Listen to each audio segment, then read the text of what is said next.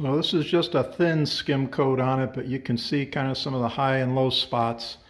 You know, these doors probably saw a lot of beating and banging through their lives. So we're going to just skim it again, see how close we can get this thing to level. It's not going to be perfect. It's going to have some graphics on it and whatnot, but we're going to get it pretty close. So it actually feels better than it looks. So I'm going to put a little more on, and we'll do some more sanding and blocking. And the fun continues. We got the front panel, or one of the panels, roughed out. It's really flat, and that's ready for high build primer.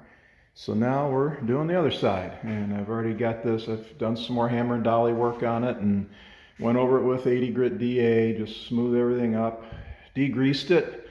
So we're going to put a little skim coat on that, and then we'll fit it up.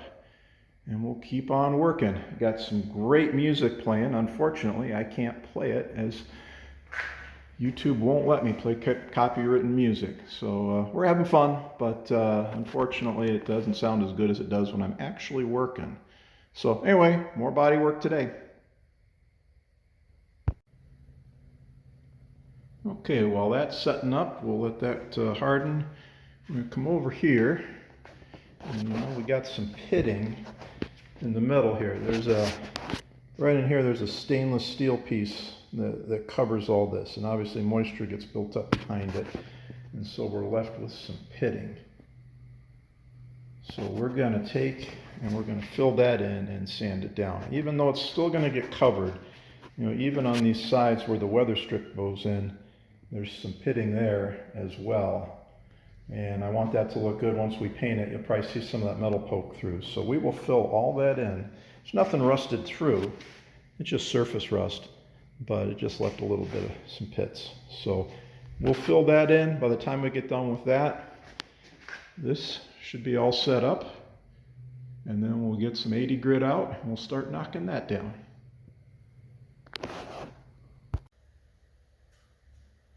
So there we've got the first round on the other side.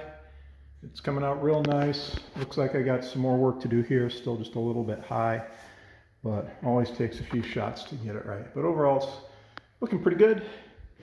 And just starting on this pitting, I'm gonna have to do another coat or two. You know, I got the deep stuff filled and working on the grooves, getting those taken care of.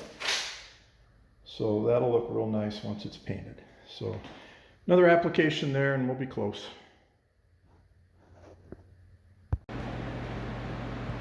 Making some more progress on the gas pump, just filling in some minor imperfections and some rust pits. The rust has all been sandblasted, but we're just doing the final metal finishing and just skim coating a few spots. This is ready to be sanded. We'll work on that next. This panel's just about done. The body of the pump's looking good. This piece right here was covered in stainless steel, so there was a lot of rust behind there. We blasted all that out, and there's some pits. And so we're doing final filling on that. And of course the side panels, we're pretty close on that. Probably another skim coat on both of these, and those will be done. So just getting a little more done.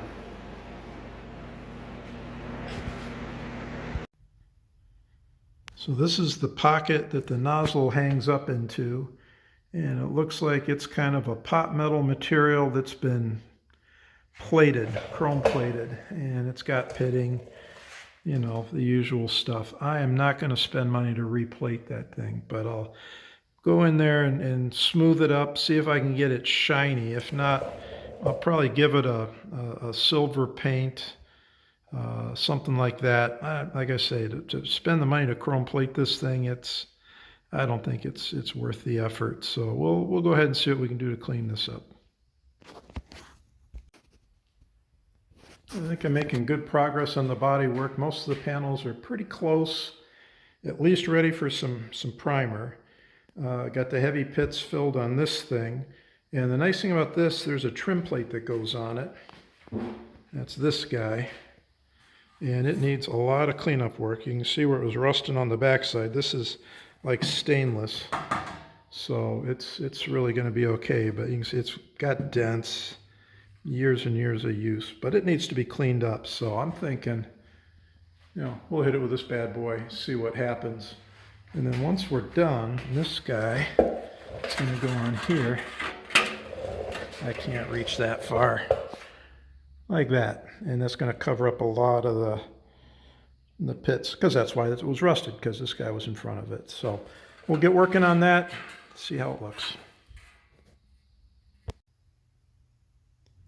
So we're working on the back side of this trim piece. This is where the nozzle hangs up. And you can see it had a lot of rust, where the moisture between the panel and the pump, the moisture just sat in there and it never got cleaned. So a lot of corrosion, but it's cleaning up not too bad. Making some progress on it. I'm using simple green, got a wire brush, a brass wire brush on a drill, some Scotch-Brite, an old toothbrush. We're just kind of scrubbing it. So we're going to keep working on this, see how well we can get this. I just don't want fresh paint. Once I paint the pump and put this on, having that next to it. So we'll do a little more work, see how much of this we can get off. And we got the heavy stuff off. Looks a lot better. Still got some bits in there. And if I spent all day with it, I could probably get it a little bit better. Some of it's just staining, but I think the back side came out good. Then on the front side, I went ahead and worked on that as well and got the heavy staining off. Then I hit it with some swirl remover, and then I lightly just scuffed it with 600 grit, just trying to even things out a little bit. And again, the goal is just to make it look better. It's not going to be perfect, but it looks nice, for a, what is this thing now, 60-year-old gas pump. So anyway, that looks good. Now we'll move on to the next bit. The sandblaster did a nice job. We got lots of these little pits left in there. So the flaking plating's all gone.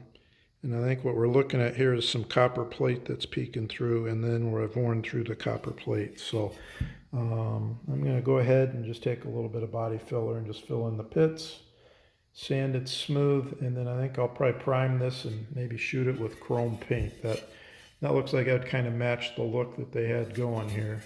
That's the original finish, so it really wasn't a bright chrome finish. But we'll fill in the pits. I think that's the biggest problem. And smooth that out, and then, throw some primer on it. So I've taken some filler and just a little skim coat in there. Filled the pits, so maybe a little more sanding, but I think we got the heavy stuff filled. Now we'll hit it with some primer, and then some high build, and we'll get the rest, we'll wet sand it, and that should be looking pretty good. And I'm getting the other stuff ready just for an initial coat of some primer, just so that we can start moving forward with things. So getting pretty close here. I want to see what it looks like after I get some high build on it and scuff it a little bit. Now this rope is holding up a cast iron wheel, and that's the cool option on this pump. It has a retractable hose, and the hose actually runs, let's see where I'm at, comes across the top through here and down and around there. And then the weight of that wheel, that cast iron wheel, draws the hose back into the pump. So that's why the pump's actually a little wider. The standard pump ends right here, and then you've got the extra 4 inches there. So kind of fun. Say a little different. So a little more prep work, and then we'll see about shooting some primer. Now this is the lighting system off the pump.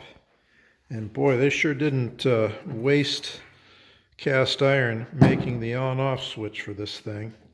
I can't do it with one hand, it's so sticky. But looks like we just had power coming in into the switch, and then that into this light fixture.